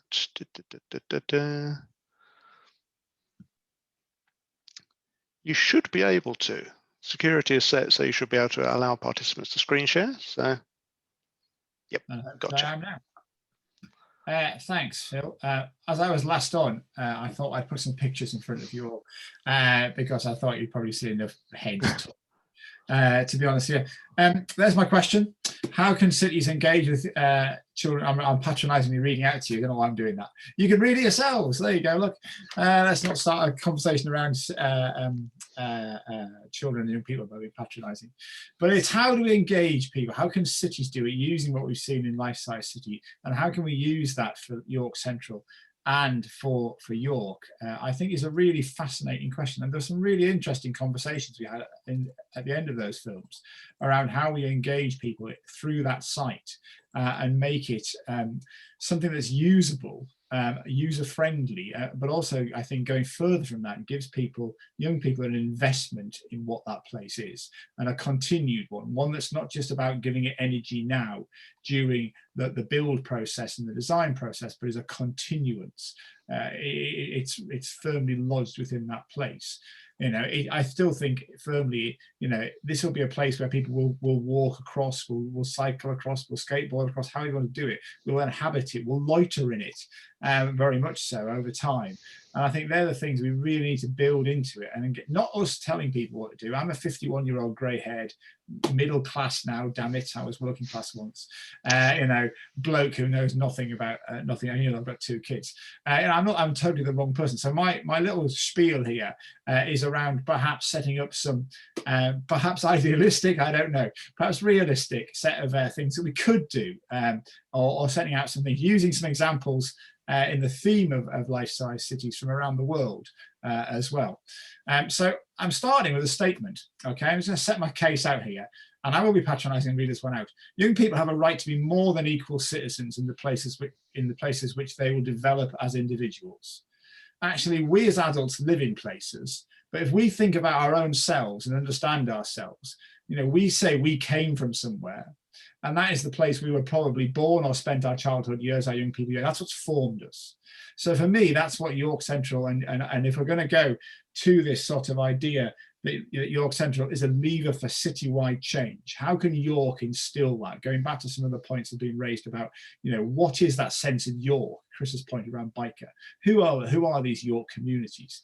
So I think we need to start from that point, that actually we need to put our energies into engaging young people in that sense of this is a place that is theirs, and we as adults are just there to do the stuff that adults are allowed to do by law, but actually in essence it is their place, and we need to put the resource in to doing that from the beginning, because it's only with resource, and it's the right level of resource and the right type of resource, not what we think needs to go there, that's crucial. Okay, where are we now? So apologies for anybody from York who I don't think we're very good at this particularly, and I'm not saying that across the board. I'm sure there are many good examples. I was in a meeting yesterday of head teachers, or some head teachers, and I was talking about placemaking and how we could use, how we could engage primary school and secondary school kids in it. And the thing that came back, that I was thrown back at me, was the Millennium Bridge. There was a competition ran to get all schools in York to design a Millennium Bridge. And there was lots of brilliant pictures and whatever else. And there's another com for adults, architects, to build a bridge. And funnily enough, the architects got the thing to build a bridge, because that's realism, isn't it? You can't get, well, it's interesting. Everybody said you couldn't get a child to design a bridge. And I thought, well, what's the point in having the blinking competition in the first place then, if you're not actually going to carry it through and let those young people have a sense that they have some influence and own that process. Now you can convert anything. I worked at the National Trust before I came here, and we did a contemporary arts project in a World Heritage site in an 18th century ground. And one of the 6 artists, was a school child. And they won a competition, and they worked with a creative agency and an artist to build it, but their concept got built and it was installed in that grade 1 RPG, Registered Park and Garden, and in a World Heritage site. Of all of the artist installations, that was the one that most people bonded with and emotionally attached to. It was also the one that was the most hideous when it came to that lovely 18th century construct of what landscape looks like. It was tasteless, it was orange, it was plastic, it was horrendous. You know, never be allowed. But actually it's the one that public really got with. And that sense, I mean, that boy was so proud of it, so proud. So again, I think actually it's around how do we really take that forward and not just play lip service to this. For me, the York Central, in that thing, that it is such an amazing opportunity, as Ian and every others have said, I think we need to set out with that goal from the beginning, that actually we can deliver what we promise. So very quickly, I thought there's two parts to this, cities and inhabit and engage. So who needs to listen? Well, you know, we do in some ways. You know, we are the people on this call. We are the people with authority. We represent organisations. We're also individuals who carry some sway because we're actively, emotionally engaged in how we do this. So we think we need to just stop and actually put mechanisms in place to be able to listen in lots of different ways, and I think that's rather than engaging, it's listening, and that's involved in my head involved exposure to York Central as well. I think there has to be a cultural shift. So that lever for city change, York Central to me is the opportunity to really put in something that allows the adult population at large to really start to think about these groups of young people that we often complain about because they're noisy, they're loud, you know, they wear bright clothes, they loiter. That word, all the research I've done for this talk, which is not very much to be fair over the last couple of days, because I feel on Estimate Tuesday, you know, the word loiter comes up all the time. Going, well, what did we all do when we were kids, for God's sake? Didn't we, I wasn't doing my homework. I was sat on the street corner or in the bus shelter. That's exactly what we should be encouraging those things to do. But creating a place where that is acceptable, and it's something that's owned, and it's something that's perfectly normal, and actually not to be frowned on. So that's the cultural change, I think. I think what matters is that tangible infrastructure. That I'm going to call it the York Central scape. Because actually I think it could set something that's very different. It could set something up for the city. And so it's reflecting in what those public realm, what those green space, green infrastructure, what that park with buildings is, what is it we do? But also I think there's something else, which is an intangible sense and use of place. How many times have you just seen a dead end street, a scraggy football or a tennis ball, and kids playing and enjoying themselves? They don't need anything special in that sense. They'll make their own games up, they'll make their own entertainment and their own ownership. So how do we make it something adaptable that can actually be utilized for their imaginations, and we just lay the ground rules for them. We just got the ground space down, sorry. So that's what I think the city's bit is. I've already got some stuff on inhabit and engage, which I've sourced from around the world just to really sense, because I think that's the ambition we need for York Central. I don't think actually York, it's going to change York. It really is going to change York. But I think the one thing that Lifestyle Cities has shown us is to look international, to look around the world, and to meet that aspiration that Ian and Charlie have set out. So this is Fremantle, or Fremantle Esplanade Youth Plaza, which is right smack bang in the middle of the top end of tourist part of Fremantle. They got a load of children together and they designed a space for them. It's a skate park. It's a whole series of play and connection, but also there are counselling suites. There are barbecues that young people can light, and they don't need adult supervision. There is space there to have their own market stalls and all of that stuff. If you remember from Lifestyle City, food was the thing. How many times have you seen large gangs of people hanging outside McDonald's? That's where people want to congregate. That's what they want to do. So I think there are questions then around a youth plaza, a specific place just for children to be allocated, not endemically through the whole thing. But the reaction that Harris got from doing this work was that actually there was a sense of safety, a sense of confidence within a young person friendly space, because actually they felt it was theirs and it was their ownership, and it was that constant sort of and continued trust and respect that they could run that. I think young people are out on the streets. Surely COVID showed us one thing when we're homeschooling. We kick children out. Get out on the streets. They use public spaces probably more than we do.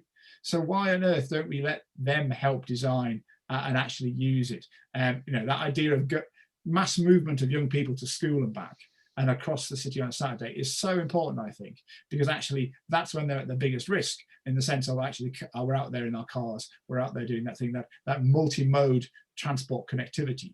So I think actually we need to do that to make them feel like they're truly engaged in it. And there's a brilliant report by Cheryl Millard from Perth looking at how that idea of movement around a city for young people is so important for them. And then this idea that it's about education, it's about citizenship. That's the thing I find fundamentally difficult, that actually we think a citizen is a political concept. It's something you get when you're 18. It's only then do you have that education and that training to be a proper citizen.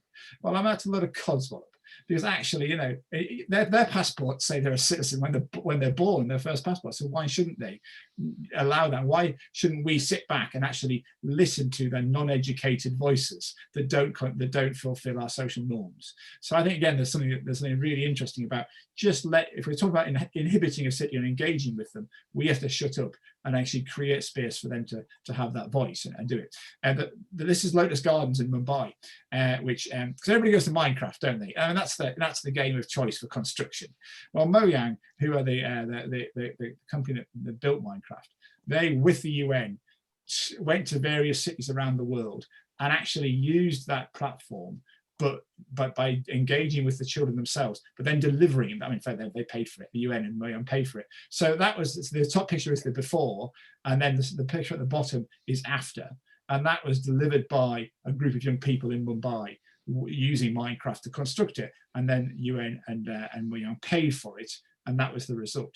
And that's now fully not owned, but it's maintained by young people. So they have stewardship of the place, of the space. It's their space. And that's about controlling social behavior. And there's some really interesting reports around that as well, and how it works now going forward.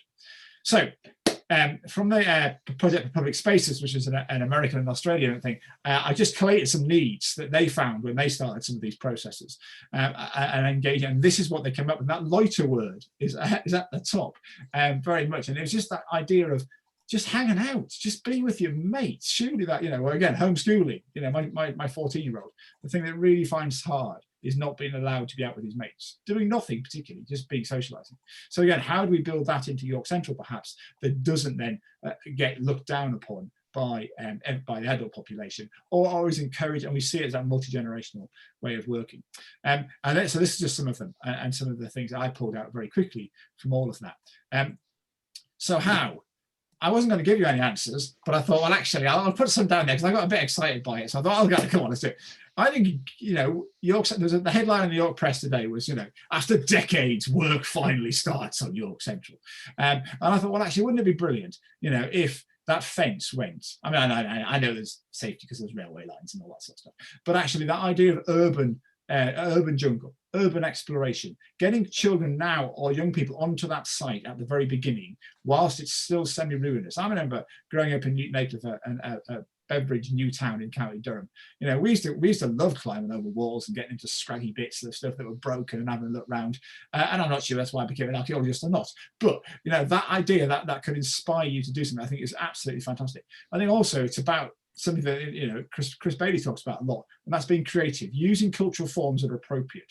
So if I go back a picture, this is Springboard. These were some young people coming out of care who worked with some musicians to produce their own music and their own words, but giving voice to their issues and their concerns about growing up and leaving care. And it was a rapper by Lynn Critical Powers put it together, and it became something. So why, how can we use all of those cultural forms that are appropriate to young people that we don't, perhaps we're the wrong people really, aren't we, in that sort of sense. Actually, how do we use that to engage people? I think when I worked for the National Trust, we did some work over on Lake Windermere. We had a lovely site, Felfoot, loads of people queuing during the daytime, lots of tourists. It was all very jolly, and it's typical, National Trust members. We're all them, aren't we? But after dark, utterly different. Under 15s took over that site in their own way. Parties, barbecues, respectful. The next morning, it was all gone. But it was just that sense of going when they went. And we did some engagement with them. We turned up after dark, took our name badges off. I mean, we still look like old people, don't we? But and actually talked to them. And that it really got a sense of what they took from the site. And we then put infrastructure in to support their use of the site, even though they weren't paying, they were climbing over the fence. But actually, it got to a demographic that we really wanted to see.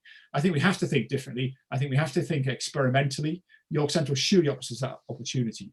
I think we need to go to the young people. As much as Zoom calls are great and workshops are fab, we need to be out there. And I think that is that thing, but make it a park with buildings from the beginning. If that's Ian's aspiration, totally applaud it. Why don't we think of it like that now and really get people in? And I think the one thing I haven't put in there is resource, because actually, to do this well and to do this with a sense of continuance and a sense of ownership and equity, it needs resource putting in. And so actually, going back to who should listen, those in power, like myself in a way, actually should really put some resource into this and be actively engaging with young people. That's it. I'm going to stop sharing my screen. Any questions or conversation or whatever you want to do, I don't mind. That's brilliant. Thank you. Great stuff. Anybody want to pick up on that? Rebecca, do you want to say anything about what you're doing with young people? You mentioned about Matt and Fiona in the chat box. Oh yeah, well up for you putting resource in, Andrew, and anyone else who wants to. That's You heard great. it here. That'd be fantastic. That's what we need. Yeah, we're looking at doing a really exciting project with a group called Matt and Fiona, who are, well, Matt's an architect, Fiona works at the Design Museum in London, and they come together to form a group that they work with children and young people to build, and they take them through the entire process. They create their own brief, they do the design, then they work with the architects and engineers to make it feasible, and then they build the thing that they've designed. There's some really brilliant projects on their website. I think I put a link in the chat box. But we've been talking to Andrew about how we can make this happen. And Ian is expecting a proposal about it. So those two are busy writing away. But we're really keen to make things happen. Like what you were saying, Andrew, about the Millennium Bridge. Like why go to the effort of doing a competition to do something like that when you're not actually gonna, you're putting these ideas out for young people to get involved, and then they see it's actually just tokenism, which is really not what we want this process to be about at all. It could be really, I think it's really dangerous to do stuff like that, because it sort of just ends up letting young people down. It's really not an area we want to go down. So yeah, let's make stuff happen and yeah, I don't know, it's hard to say it. I think you're quite right about the fact that if you put young people up, you've asked young people to do stuff, to be creative, you don't want to send the message that that's all very nice, but it's clearly not going to happen, because that message stays with you. So doing stuff which does happen is going to be important, and there will be opportunities to do that. Ian? And it becomes deep rooted, I think, like the way that Patrick was talking about it. It sort of asks that question, like, well, what influence do I have on democracy? Like, how can I actually change stuff? And when if we're doing that as a group who's trying to be quite progressive, then it's sort of no wonder it happens in other areas of life, is it? Indeed. Ian, you? Yeah, I think one of the things I find for me is people, if they own spaces, they love it. Now that starts from designing it, understanding it, using it, loving it. I had once, and it was a very telling conversation. I used to be on a board in Sheffield, and Bob Kerslake was the chief exec of Sheffield City Council, and we were talking about what is the Peace Gardens. For those of you that know it, next to the City Hall, Town Hall, big fountains, big sandstone waterfalls, all sorts of things. And Bob was celebrating the fact that there wasn't any graffiti on the sandstone, because he actually thought his CCTV was the reason there wasn't any graffiti on the sandstone. And we pointed out to him the fact there wasn't any sandstone on it was because people loved the space, they enjoyed it, they designed it, they helped, they called it the beach, and it was their space, they protected it. People didn't want to ruin it because they loved it. It was such a fantastic space, and I think that's what we've got to have, is we've got to be able to, as people I think have put in the chat, own those spaces, everybody to own them from the beginning, not be given something and say, why don't you like that? And then there are plenty of examples around, people will use the regeneration word. I also sat on a board in Hull, and we invited the community in to the board meeting where the consultants were presenting to the board, and the consultants didn't know they were community people, and they had come forward with some ideas for what they should be doing for a big block of one part of a big old estate. And the consultants came back with probably a 25-year ago plan that was regurgitated, coming back round again. And the community group at the end of it said, why are you going to put more retail in that area where you've already got retail? We didn't want it then, we didn't like it, and it will get firebombed virtually after 10 years, and it will be an eyesore and a mess. Don't you learn anything? And I think that really is something we've got to avoid, is that, a load of people come in and say, we know what you should have here. We know better than you do. No, how do you get people to love and enjoy and own York Central? It's absolutely critical to start that off well and right. Great, thanks, Ian. Gillian, you had your hand up, so I'm going to do some quick questions now. You unmute yourself. But you do need to unmute yourself.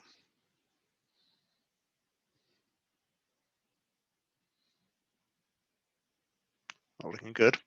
Tell you what, I'm going to let Gillian work it out. I've managed. We're there. So it's doing it on the phone. It doesn't like it very much.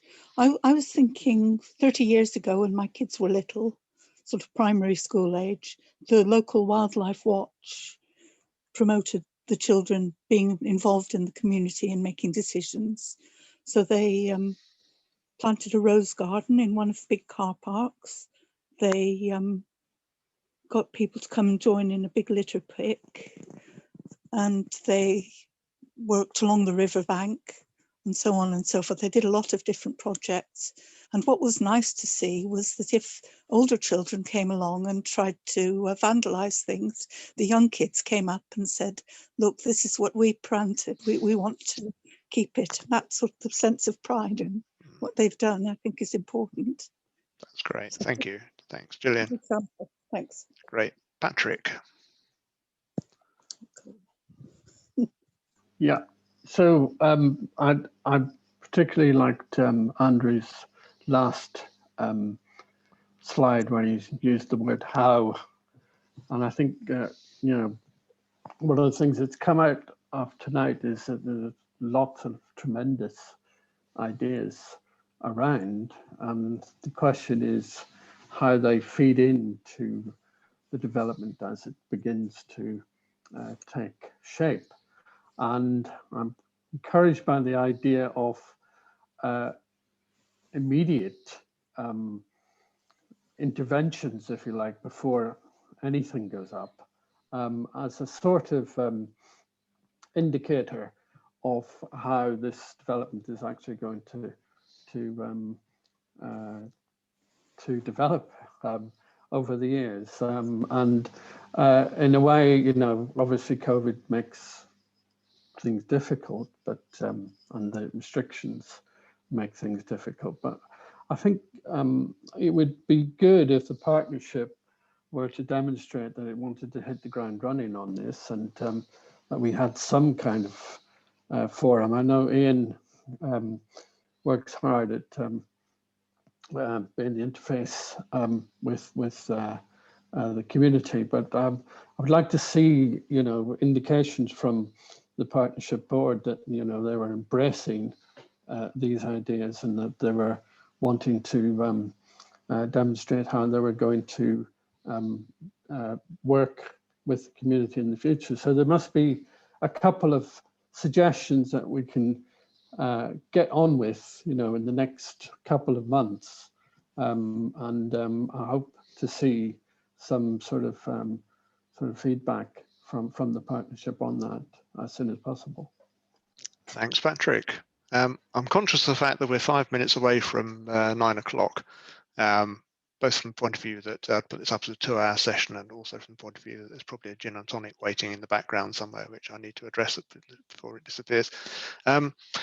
Winding up, thank you to all of you for being here tonight. Thank you to our speakers, some really great stuff in there, and some really provocative stuff. And I think that there's been covered an enormously wide bunch of territory this evening, and it's been really fascinating.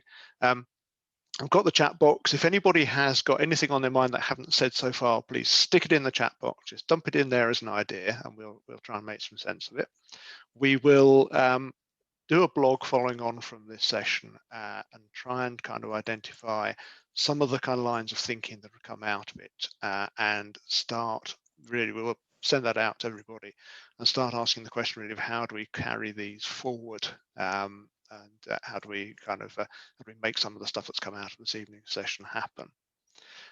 There is an upcoming YoCo event on the 4th of February, which Rebecca will either nod or shake her head vigorously, which will be linked to. She's nodding, which is a good sign. So that's information about that on the YoCo, YoCo.uk website. Please take a look at that. And yes, we can, from Julia's comment there, talk about event interventions, which I think would be something that would be on the agenda for that session itself. There is the potential for another life-size city screening next Wednesday. I've asked the film company if we can screen one of the first series films, which is about Medellin, which was a fantastically inspiring program. And assuming we get the go-ahead to that, which I'll know within the next couple of days, then I will set up a bonus event next Wednesday. We can watch the film, and it may well be that if any of you are able to attend that, we can start to continue this discussion about where we go with all of this, following on from that. Is there anything I have forgotten to say that I desperately need to? I'm making eye contact with Helen here. Nope, nope, she looks okay there. Anybody else? Any desperate last minute comments? No, brilliant. Okay, well, many thanks to all of you for being here tonight. Have a good rest of the evening and hope to see you all very soon. If you aren't signed up to the YoCo mailing list, please do go onto the website and sign up to it. If you're interested in the kind of way we've gone about all this, do take a look at the My Future York website as well and stick yourself on our mailing list too, and we'll keep you in contact on things that we get up to. Many thanks, folks. I'll leave the room open until everybody clears off. So if you do have any stuff you want to put in the chat box, please put it there. Or if you've got any final comments that you want to chuck into ongoing discussion before we'll bail out, then please do. And I'll stop recording now.